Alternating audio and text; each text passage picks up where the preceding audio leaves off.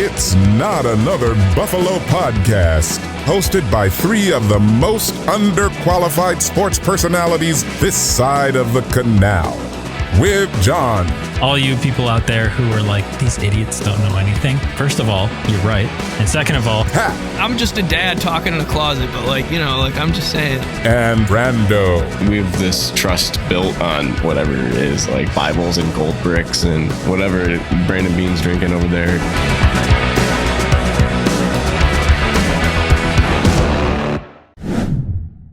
Welcome back to Not Another Bad Loss Podcast. I'm John. I'm here with Pat and Brando, my buddies, here on a Tuesday afternoon here. Not a Victory Tuesday, sadly, but how are you guys doing after that loss? Are we still hanging on 3-2? It's not bad, right? It's pretty bad. Did you watch? Yeah, it's pretty bad. It's pretty bad. Pat, how's your sanity? Does it help? Does it help watching these games when you have like a small child with you because you're like, life is bigger than the Buffalo Bills, or is it just as frustrating? It depends. Sometimes, I have to be sedated a little bit, but during this weekend's game, it was right as Keon scored that big touchdown, my son, I was changing him on the changing table. So I was like, okay, son, like I'm going to need you to, do that again.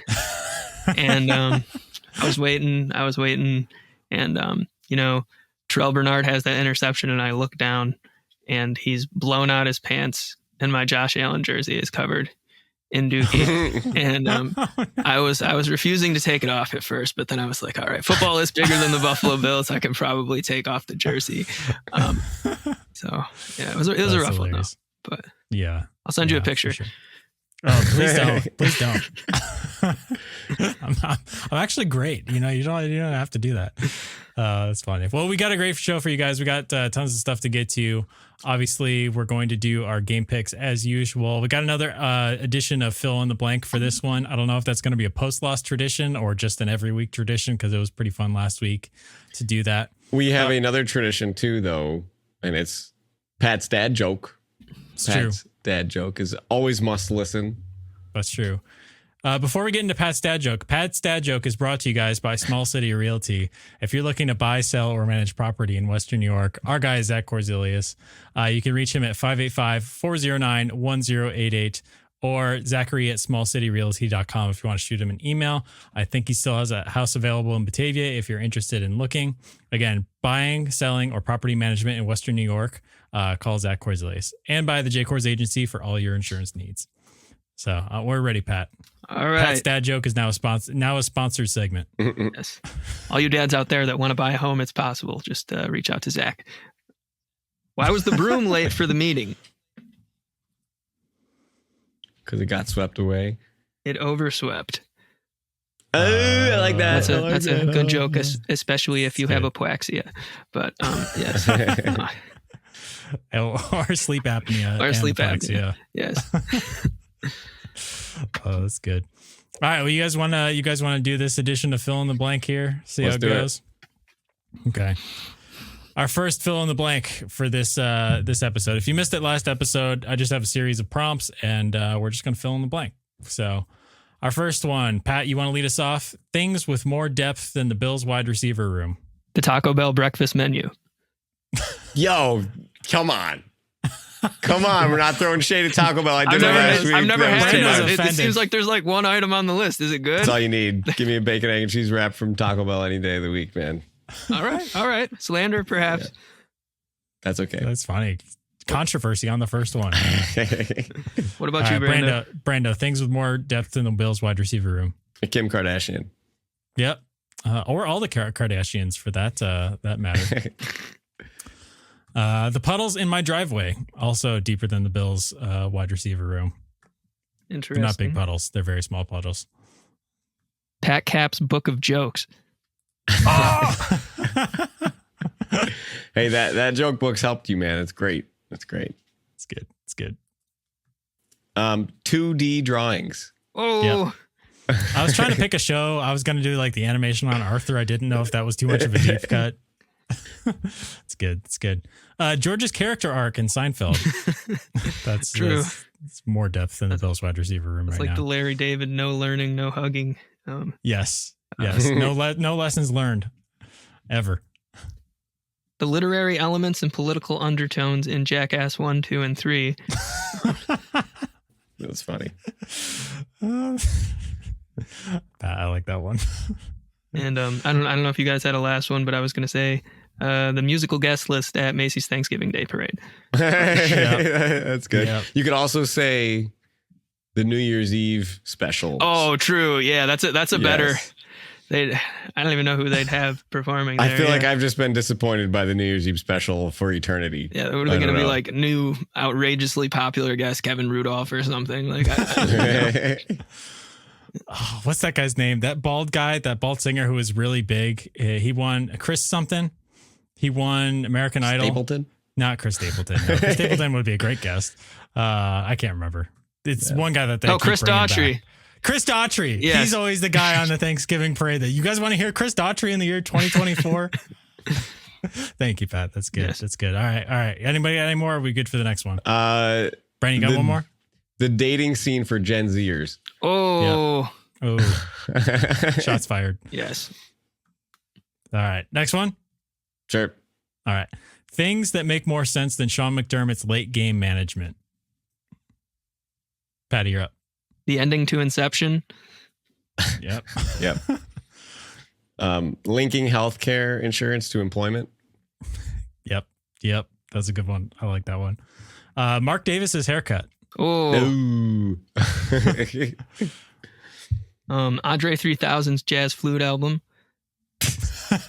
That's good. I haven't heard that. I'll have to check that out now. I'm intrigued. Sounds exactly like Outkast. It does, but That's funny. How Donald Trump pays no taxes. Yep. true. Yep. Or any of those big companies for that reason. Yeah. Offshore accounts, people. The fumble into the end zone touchback rule also True. makes more sense than Sean McDermott's late game management. Well, it almost won us the game in what was it, the divisional round last year? Kansas Yep. City, Jordan Yeah. Poyer saving Yeah. our butt after a stupid DeMar Hamlin fake punt. Ask me how I feel Well, about it's not Damar's. Not Damar's fault on that one. Yes, it is. Anyways, I put that one on Sean. Brushing your teeth immediately before eating. Yep. Yep. It's the worst. flat Earth logic. Ooh, Yep. Don't get offended, people. No, get offended. No, seriously. Let me know how offended you are. All right, you tell me. The imperial measurement system makes more sense. I think for sure. How many feet in a mile? Nice, even 5,280. Yeah, Easy number. that's right? my dad quizzing us in the car. Yep. All right. I got sleeping with your socks on too. And if you do this, if you're listening, you're a sociopath. If you sleep with your Call me a socks on. sociopath then. My toes get cold. Brando, do you really sleep? You wake up and they're on still? I mean, maybe you fall Depends, asleep. man. You fall Sometimes I asleep. have one on, one Brandon, off. I didn't know we had one of those people on this show. Now you do. It gets cold in here, man. It's cold here. I don't know. You got two cats, man. Yeah, they're not together though. Oh, They're okay. not together. All right. Yeah. Well, so one foot at least is cold, right? Dude, my new one bites my big toe through the comforter. I'm like, what are you doing, Penny? Well, socks aren't going to help with that. No, nothing helps with that. Nothing helps with You need some steel toe boots to sleep Yeah. in. All right, I got one. Entry level jobs requiring 3 to 5 years of experience to get the job. Hey, yes, sir. I like that. All right, next one. Sure. All right, things that surprise me more than actually this is the last one. Things that surprise me more than the Bills running on first down. Pat. Cowboys fans saying this is our year. Aaron Rodgers causing turmoil. Oh, yeah. Sean McDermott clapping after a play. A Chiefs game with a fourth quarter pass interference call. Yep. Taylor Swift being a focal point during a Kansas City game broadcast. Yep. The Sabres starting 0-2. Andy Reid being in a Burger King commercial. That's good. Spectrum promising good service. Oh, Boom, boom. Aaron Rodgers not getting along with someone? You're kidding. But that's it. I'm out. You guys all good? You got any more? out. All right, gentlemen. Now, I said it on the intro, John. You use it as a clip. We trust whatever Brandon Beane is drinking over there with Bibles and gold bricks, right? So we have seen this man put together good rosters. We have seen him make super crucial trade acquisitions. And if he is sitting there watching these games, I would love to be a fly in his brain, right? I want to know what he's thinking. He's like, this offense is garbage. We're paying this guy so much money. We can't throw the ball. But he's also the guy that brought in John Brown and Emmanuel Sanders and Cole Beasley and traded for Steph Diggs. So we have seen him do this in the past. He sees there's a need on the roster. He goes and get Russell Douglas, basically saves our defense for the season. He goes and gets Nyheim Hines, who pushes us into the playoffs, right? Even if it's just a kick return. Brandon Beane's watching this game, these last 2 games against good opponents, how they have now changed how they play defense against us entirely. Josh used to eat pressure. He used to eat man-to-man coverage. Now they're throwing the whole freaking house at us playing man because nobody can get open. You're in the chair of Brandon Beane. You see this happening, and you have Devontae Adams on one hand, Amari Cooper on the other hand, and XYZ receiver on the other hand, and you got to make a trade. Are you doing it? How many hands do you have? As many as you need. At least 3. As many as you need. Of course I do it if it's possible, right? It's always possible. It's always possible. Well, the Raiders situation is tough too, because you can offer more draft capital in turn for a team to eat salary. So that's the hard thing. They can't fit Devontae Adams under the cap as it stands now for this year. So they would need the Raiders to eat most of his salary. But unfortunately, their ownership situation. Remember, we were talking about teams being cash poor. Yeah. And the difference of, money on hand, liquid, cash available. That wouldn't probably be possible. And Mark Davis is probably not going to do that. I was reading that the Raiders have never ate salary in a trade in their existence. Yeah. So I feel like the Raiders are cool taking a 4th round pick from the Jets instead of a 2nd round pick from us for that exact reason, right? Probably, which is unfortunate, but what else are you going to do with your cap this year? This is a situation where if you want to get into the nitty gritty of it, you would be would it have been worth it to split Stephon Diggs's big cap hit over 2 years like you could have, rather than getting it all out of the way this year? And that's where I'm kind of maybe Brandon Beane is the only one in the back of his head who's thinking this is a reset year. I messed up. Well, not I messed up, but hey, this is a reset year with slightly lower expectations, because we've gone above that, we've gone below that, and then we're probably going to even out somewhere in there. But, the good news being this year that it might actually be the easiest walk to the division, barring Tua coming back and the Dolphins getting hot. So, Pat, this is for you now, because I want to know from you. You've played through injury. I know, we've talked about this. If you're Josh Allen and you're getting your bell rung, who got knocked out, by the way, full as could be. I watched the clip today.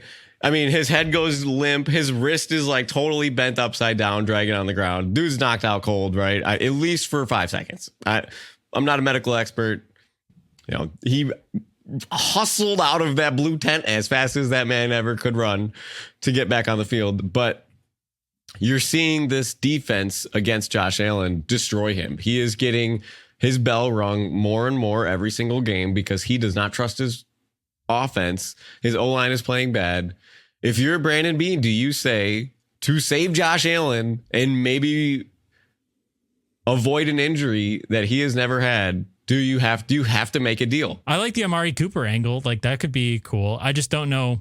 You'd have to entice the Cleveland, their office at this point, that it's worth doing, because that idea has kind of been floated. I don't know if I've seen anything concrete about them shopping him. Have you, Brando? I think I saw he requested a trade. Really? He did? Yeah. Okay. Well, there's that. The thing about him is he leads the league in drops, right? And I want to say he's 78th out of 80th in receiver something. And that was, I zero context to that stat. I just there's a number. He's 78 out of 80. I think that's bad. So I think it was drops or something. I don't know what it was. He's 30 years old too. So I mean, he's only $600,000 against the cap if you take him, and he's definitely an improvement over Mac Hollins on the outside. But you think of Douglas, he was really not on a trade radar. Kelvin Benjamin was not on the trade radar. Naheem Hines was not on a trade radar. They said Jacoby Myers Naheem Hines was on today. the trade radar. And you know whose radar he was on was Pat's. Pat's actually suggested that deal too. Yes, you did. You called it out. You called it. Yeah, you did. I'm just so But- sick of this talk of we're going to develop it from within. The Bills won't hire an offensive coordinator from outside the organization. They don't restock the wide receiver room until it's almost too late because they're trying to develop this talent or whatever it is. And they finally do it. They label a running back a pass catcher, a tight end a pass catcher. And now we're looking and we say, we talked about it in the offseason that we have a deep offensive line, but the Bills are getting lit up on the offensive line. And it's like, I don't want to look to a backup for success. I don't want backup linebackers to be starting against Lamar Jackson or Patrick Mahomes. I don't want backup offensive linemen starting against Chris Jones and Max Crosby or whatever. Like, go get somebody to make this work. I don't know. It makes me upset. To give you guys some context about the offensive line stuff too, obviously we've seen free blitzers coming on the edge. We've seen Josh Allen running for his life. All that's not on the offensive line. That was like, those are blitz pickups and protection schemes that are just like, those are dudes not being on the same page. So whether that's Josh Allen shifting the protection, Ray Davis missed a blitz pickup that he should have had coming. And Allen right wasn't even looking that way though, right? He's looking over his left shoulder. Blitz came right at his face to the right. And Ray Davis ran right by him. Yep. Yeah, so that's something where everyone on the team has to kind of get on the same page. I'm not super concerned about like the offensive line as a whole. It feels like Josh Allen is running for his life, but again, that's because they're blitzing people and the Bills have trouble picking him up. So also, it kind of feels like with this offense, like as soon as Khalil Shakir went out and everybody kind of shifted up people were out of position for what their strengths were. It seems like they're just trying to take any set of guys and run the same offense based on what they want to run against the defense rather than like, a good route for Curtis Samuel is not a good route for Matt Collins. Like they're very different receivers. What they're going to excel at is very different. If you try to just interchange them and, you've got Curtis, it seems like Curtis Samuel wasn't even running 10 yards yesterday. They were just using him like by the line of scrimmage. I think Joe Brady's like timing was off. I don't know if it was a McDermott push to establish the run. They ran 19 times out of 26 first downs. And don't count the last drive, right? Because they have to. Yeah. I mean, that first drive though, we were carving them up on the ground. So like I feel like even in the first half, a lot. So I don't know. Yeah, and there's nothing wrong with running. It's just like, mix it up a little bit. Run on second down. It was such a predictable mix of run and pass. You knew that it was going to be run first down. If it was successful, it was going to be a run second down. And if it was unsuccessful, it was going to be a pass on second down. So it's like when you're always running on first down, you kind of set yourself up into this pattern of how your downs are going to follow, because obviously if it's 3rd and 7, you're not going to be running then. There's not really an option then. So sorry, go ahead. Does McDermott watch the old games? If you sat McDermott down and you put on the Bills versus Jets, Allen throws the ball 19 times to start the game, is he freaking out? Is he having a heart attack? Is he sweating down his face? Is he mad? Is his face boiling red? Because he's like, I think we win football games. That's the difference between Joe Brady, and this was also the difference between Ken Dorsey and Brian Daboll. I feel like Brian Daboll did what he wanted, and when McDermott was like, we need to establish the run more, he was like, run your defense, Sean. Like, I know you're my boss, but this is what's going to work. Yeah. And he had the kahunas to push back on McDermott, whereas these last two guys probably want to make their boss happy, which, I feel like all of us would kind of be like that a little bit too, right? I don't know, man. As a coach, I'm supposed to run a system. My personnel doesn't fit the system. We're getting torched. I got to change the system. I run it by my guy. I show him the game film. I literally sit down and be like, look, here's what we're supposed to do. This is what happened. Here's what we're doing instead. Yeah. You cool with that? Yeah. You're getting blown out. Okay. Thank you. Boom. Easy conversation. And McDermott's like, no, you need to do it this way. Like, come on. I don't know. Was that the soup Nazi? Was that what that was? Somebody, it's something. I don't know. It just makes me upset. I want it. I would love to just, get a real answer from these guys. I want honesty. I want to know what's going on. There's such an enigma of Sean McDermott because he is aggressive. And again, we can talk about the play calling at the end of the game. I'm totally cool with them passing 3 times because Allen missed. It's Allen's fault. He missed the underneath route. They were both open on 2 different plays. So that's not on Sean's. I'm cool with that, but it's this running on first down, the usage. We've seen 2 offensive coordinators now do the same thing, and what's the difference? Is they didn't hire from outside, right? They kept it the same. They wanted an in-house guy, like you said.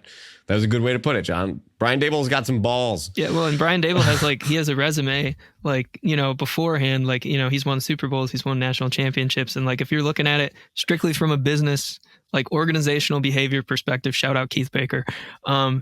There's 2 different schools of thought, like you're saying. So you have the resource dependency theory, which basically says, well, you can censor me, but f everyone else, we're going to do stuff in-house. We're going to save. Even if we have lower production, but we're not outsourcing what we do, it's still more successful for our organization in the long run. And in that resource dependence theory, you're also in order to be independent, everyone has to be on the same page, because if we mess up, then we might have to be relying on someone else. And then you also have the contingency theory, which is we all have the same unified goal. I'm just going to let everyone else cook. As long as our ideals are aligned loosely enough, we make it work, which, I guess if we don't know if Brandon Beane and Sean McDermott and Joe Brady all kind of, have that same synergy. I don't know. It's just interesting. I feel like Sean McDermott definitely is, let's, everyone else, we can do it in-house. So, and that just leads to lack of creativity. For instance, Google buys out Fitbit and they're like, oh, we're ahead of the game. And then Apple comes out with, the Apple Watch 6 months later would just be an example. So that's a really good, interesting theory. And I see it in the teaching world, right? We have our 6 New York State phys ed standards. You do it your way, I do it my way, as long as we check the boxes, right? And how I do it might be different than how somebody else does it. Maybe my way is better than your way, but you're still checking that box. That does not mean it's the best way to do it. You know what I mean? So that's an interesting theory. I don't know. I'm kind of angry. I'm feeling resentful towards McDermott as we talk about this more and more. I don't know. Yeah, it's tough because we go back and forth in this, and a lot of it is again, it's whether they're winning or losing. How are we the first 3 games of the season? We weren't talking like this. Well, there's little things. We were talking about the run heaviness of the first game and then the pass heaviness of the second game, right? Which again it's never a problem if you're winning, right? Yes. And again, I also want to, specify that the run pass balance, I am totally okay with them being more run heavy this year. I think it makes sense with the talent level in the wide receiver room. I think it makes sense to get the ball in the hands of James Cook more. He's running well. The offensive line is run blocking well. I think that's just the predictability of it. So I think Joe Brady just never hit his stride in these last 2 games. And so they really need to figure out what their counterpunch is going to be to the counterpunch that has been thrown at them, which is teams are if we're going to play single, we don't, teams used to play 2 high shell against the Bills, zone, keep everything underneath, make Josh Allen be patient. This year, they're playing single high safety, corners down on the wide receivers, press coverage because the wide receivers can't get open fast enough. This is a strategy that would not have worked against a Cole Beasley, Stephon Diggs, Emmanuel Sanders offense in a million years. But they're forcing Josh to throw the ball down the sidelines. You saw all those deep shots. I mean, Josh was 9 for 32. It was awful, but you just don't have the wide receiver room to pull off those plays. No. And you don't have the time on task with these guys either to pull off the back shoulder throws, the timing throws, the familiar, and Keon Coleman just had some terrible form on some of those routes, unfortunately. Where ball he's off the head, man. Ball off the head. Yeah, that's all you need to see. He's the only person in that stadium who didn't know that ball was going to him. Yeah. But the thing that sucks is we all talked about adding a first-round receiver with Steph Diggs on this roster in the offseason before the trade happened, right? We're talking, February, March, April. And then April is done. So that idea of putting a Brian Thomas Jr. with Steph Diggs or, Neighbors and Diggs or Coleman and Diggs, whoever we had, that was what we needed to see. So just to have somebody like Diggs, if Diggs is on our team for this game, we win. easy. I think it maybe not easy, but it's Diggs converted such clutch third downs for the Texans. And we needed a guy that Allen could throw a 10-yard slant to. Say whatever you want about Diggs. He could go 3 catches for 30 yards and we win the game. But those 3 catches are 10 yards that we needed on each one of them. So for Allen to not have that, I mean, Shakir maybe gives you that, but he's not here. You need to be planning for injuries in the NFL. It happens every year to every single team all the time. Get an extra player for like when you can. I don't know. Going into what we had, like Mac Hollins he makes $1 million a year.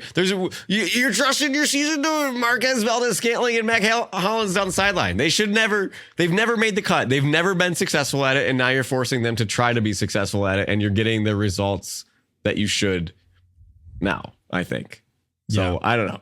What do I know? I think if they keep continuing to maximize the skill sets of the players that are on the field and Joe Brady gets his weapons in the right spot and not just a interchangeable Madden offense. He's not just calling it like a Madden offense where he's like, they're playing us this way. I want to go here. We need a sideline shot here. It's like that paired with the strengths of your players into your scheme is what makes your offense successful. And that's what they did for the first 3 weeks. So hopefully they can, switch things around and figure out what they're going to do for the rest of the season. But they've got a lot of time to figure it out before the playoffs. And we know that that's really when it counts the most. So, yeah. And this is kind of a tease into game picks here. I think that looking around the NFL at how much scoring happened this weekend, right? The offense has to catch up to the defense. You have to watch film. You have to let the ripples settle. But to see the other teams throughout the NFL, the Bengals, the Ravens, the Washington, Kansas City, they all lighted up on the scoreboard. Kansas City with probably less weapons than us, even if Kareem Hunt seems to be a monster in the backfield. And Juju Smith-Schuster found 2 new knees. So he's playing right now. So... But it's crazy. And when we go through these game picks, maybe, you guys touch on it a little bit, but the Bills matchup this week's a little scary defensively. It's not a good get right game. No, especially with the team, I don't know that always week after the coach is fired, whatever it could be, I don't know. It just doesn't matter. It's kind of scary to think about. It is scary. But for sure. I was going to say, go ahead and do you want to do a Sabres update first and then we'll roll into game picks here? Yeah. It's Sabres. They're playing. All right. Yep. They're on the ice. I don't know if they're playing. Let's get a little Sabres update in with Brando. It's time for the weekly Sabres update. All right, Brando, I haven't really been checking my phone. Some of those games were on at weird times. How are the Sabres doing so far? It's got to be great with Lindy, right? Like they've turned it around, right? Well, this has been your weekly Sabres update. No, we suck. We're 0-2. It looked like garbage on the ice. It would have melted that hot, steamy garbage through the ice. It was terrible, terrible, terrible. We suck.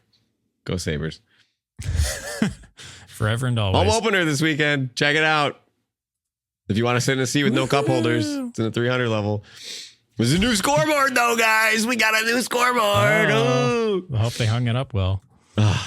They didn't last time. They got a new one. No. All right, roll us into some game picks here, Brando. All right, like we just said, we're looking around the league with some crazy scores, and it reflects in our game picks this week. Now, Pat, this is your worst week so far. John, you went 500. I pulled out a 4-2 record. Pat 2-4. John 3-3. We were kind of a little bit all over the place. Cleveland, Pat, I'm so sorry to say this, but that was a rough done, one. man. They look done. They look done. Yeah. Only Jameis can save them now, or the firing of Ken Dorsey. I don't know, but I think Jameis has got to go in. You cannot sit in front of a room of 55 men and say Deshaun Watson's the best option at quarterback. So give me Jameis. Bottom line, I will still make excuses for them, but okay. Brandon, what are you doing, man? You didn't put Cleveland on the game picks for this week? I didn't even see their game. Who do they play? The Eagles. They're 9-point underdogs. We could have baited Pat into taking the Browns for that one. I must have missed them totally. We get throwing that in there for a bonus. Yeah. No, it's all right. pick 7. Hey, we made one game up. The scheme worked for 1 week. Yes, and we'll save it in our back pocket. But yeah. If we need a win late in the season, we'll put Cleveland on there. We know we can get Pat for 1. We're not out of it yet, Pat.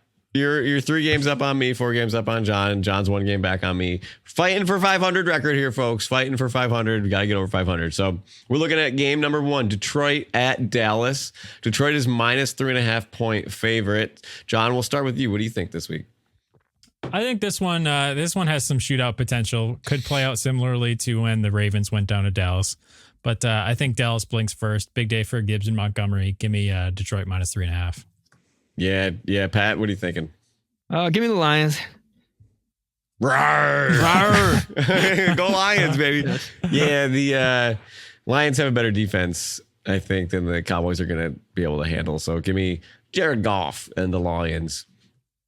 Now, Washington again. Was that British? Jared Goff and the Lions. That was less British. I didn't do it on purpose, so it's hard for me to recreate something I did on accident. It's all right. Next one, Picasso. Washington, the lock of all locks of all time. I hope anybody heard that and bet on them, because I didn't, but I should have. I just broke, so that's not my problem. It is my problem, but it's that's why I didn't bet. So Washington at Baltimore. Baltimore is minus 6.5 point favorites. I will tell you, I'll go first here. I'm taking Washington and the points. Jaden Daniels is must watch TV. It'll be close. Washington covers. They might not win, but they cover. Pat? Yeah. Yep. Clifford, the big red dog, steaming hot at Kingsbury, calling up some great plays. Give me the Commanders. I love it. What's the Clifford, the big red dog reference? Is that for Cliff Kingsbury? Yeah. Running a high school offense that's lighting up the league. You know how my brain didn't put that together, because like Clifford the big red dog is a C and Cliff Kingsbury is a K for some reason. Which is like, did his mom just think that because their last name was K also? Like it made more sense. Yeah, how many guys do you guys named Cliff? Probably, yeah. Yeah, that's an important one. You don't want to mess that one up. Hopefully it's not Kale. I don't know. It's Timothy, actually. Timothy. If you're wondering, yeah. Okay, that's good. KTK. Thanks, Brando Yes. on the research there. Yes. For this game, whatever Zay Flowers over is, take it. The Washington secondary has not been good, so I feel like Baltimore is going to eat up in that sense. But it's a big spread. I think Baltimore gets it done at home, though. Give me Baltimore minus 6.5. Okay. This one was probably the hardest one to decide between, though. But I got to start making some picks different than you guys. Otherwise, I'm not going to catch up. So yeah, the underdog records this season at 6.5 points or higher is good. It's very good. So that was kind of my logic on that. But yeah. Now we're going to Indianapolis at Tennessee. Indy is minus 1 point favorite. The Titans are not really Titans. They're kind of like toddlers. John, what do you think? Your hometown Titans. Stop saying they're wrong. You live in Nashville. Well, the year is 2024, and we're still wondering if Joe Flacco is elite. And the answer is still no, but he's balling. So give me Indy minus 1. I had the same thing written down. Joe Flacco, MVP, elite, yes, and yes. Go Joe Flacco. I don't even think he's going to play. Anthony Richardson's probably going to play, but I'll still take the Colts. Okay. Well, yeah, still. He's not going to turn it over as much as Mayonnaise Coffee Boy. So, Pat, who you got in this one? Do we even bother asking? No, yep. We got the Colts with Mr. David Carpino starting at quarterback. So any of our OACS alum will get that reference. But Go Tennis. All right. Pat, are you officially off the Tennessee train for good now? Yeah, I am. I was in Mike Vrabel being in Cleveland kind of was helping that, but you can't bait me this time. Mike Vrabel's in Cleveland right now? Yeah. Like what is he? Defensive consultant. They got to consult him a little bit more, I think. Yeah. I don't know if his voice is being heard over there. Yeah. I think he's just yelling, put Jameis in. Yeah. But well, talking about two more crappy teams, Pittsburgh Steelers at the Las Vegas Raiders. Pittsburgh's a minus 3 point favorite, and I only have 2 words. TJ Watt, give me the Steelers. Yeah, that's valid. You could also say 2 words, give me Max Crosby, but probably definitely secondary to TJ Watt there. But anyway, this seems like a scrappy game. I'm going to go with final score 12-10. Las Vegas +3. Taking the points. Yep. All right. Yep. Pat, what about you? Well, Yep. the Steelers are all classy boys. They won't gamble in Vegas, but they'll win. So Okay. Nice. All right, I like it. We got the Cardinals against the Packers. Cardinals going to Green Bay. Green Bay is -5. I don't know if you guys saw this. Kyler Murray is now sponsored by Call of Duty. no, is he really? He just got a sponsorship by Call of Duty. You should look up the commercial. It's quite funny. And because of that, I am going to take Kyler Murray because Call of Duty does not come out for a few more weeks. Give me the 5 points here to cover against Green Bay. Brandon, that might be my little notes here, word for word. So Arizona +5. COD isn't out until late October.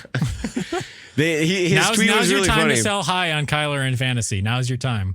His tweet was funny. It was like, thanks for helping me get the bag, guys, with all the insults or something like that. And he tweeted the commercial. He's not even in the commercial from what I saw. I guess he might be in the game. I don't know. I think the camera didn't pan low enough to get all in there. Pat, who you got? Well, in that vein, I got to take the Pack. Jordan Love's got to get off the board sooner or later. So give me the Packers. Yeah. I'm sure he would love to do that. All right, Pat, I want to start with you. Bills versus Jets. We don't know what you're going to give us. You're kind of a wild card with the Bills game picks now for picking them to win, and then they lose, and now it's like, what's happening with We only got to Pat's win by picks? 2, Brando. That's what I'm saying. It's 2.5. That 2.5. You got to That win by hook. 3. That hook. 2.5 point hook. Yep. Pat, what do you got? I got to go with the Jets. You know, and even if I lose this game and the Bills win, that's okay. So Yeah. This is the emotional hedge, right? Yeah. Like they lost, but at least I was right. Right. It's like, let's bet $50 on the Jets to win just in case. Right. Exactly. Yeah. John, you in the same boat here? Never. I'm not allowed to, but yeah, you know the rules. But no amount of ayahuasca can save Aaron Rodgers from a good pass rush. And as long as Cam Lewis isn't targeted 12 times in this game, I think the Bills win. So Do the Bills have a good pass rush? It's decent. It's decent. I don't know about that one. I think the Jets' offensive line is pretty weak. So that's what I'm counting on. I think the Bills have forgotten how to play offense, and the Jets have a terrible matchup for us. I saw their defense is like historically good now from the first few games of the season. So I'm taking the Jets. All right. Unfortunately, I would love to be y'all wrong. are haters. Yeah, Haters. I'm hating. Just kidding. No. Brandon Hader mass. Yes, there we go. That's new, man. I've heard everything, and I have not heard that one. That's good. Yeah. That's good. All right. Well, I think that's going to do it for this one. You guys know where to find us on all socials at Not Buff Podcast. But you guys got anything else before we sign off here? Let's hope for a better game. Yeah. Let's, Monday Night Football. Hope the early Bills return. Yeah, I was gonna say, is there a Manning cast for this one? Are you guys people who can watch the Manning cast when it's the Bills on? I've never watched it once. Yeah. That's crazy. I know. Also- I know. And this isn't a doubleheader, right? There's only one Monday Night Football game. That's a good question. I don't know. Because shame on ABC Rochester showing the Bengals. I don't even remember but it was a Bengals game over the Bills game last time we played on Monday night. Really? It's ridiculous. Yes, ridiculous. Come on, Malik Evans. Is that maybe that's just because the Bills game was on ESPN and the other one was on ABC? Yeah, Still, but it's though. like, I mean, if Yeah. I was a local news station, I would think that I'm going to get my highest ratings of the entire week. You know, If it makes you feel getting any that- better, my Spectrum was out for the first half of the Bills game this week. Well, you Again. didn't miss much. No, I That's didn't. I was kind of happy. So, yeah, Whatever. only one Monday night game this week. So we have some more doubleheaders coming up, but only one this week. So it'll Good. be the Bills in the spotlight there. So, but, Primetime Josh Allen's got to show up. He better. He remembers where he is. Yes. All right. Well, with that, we'll see you guys next week. Go Bills. Go Bills. Bills.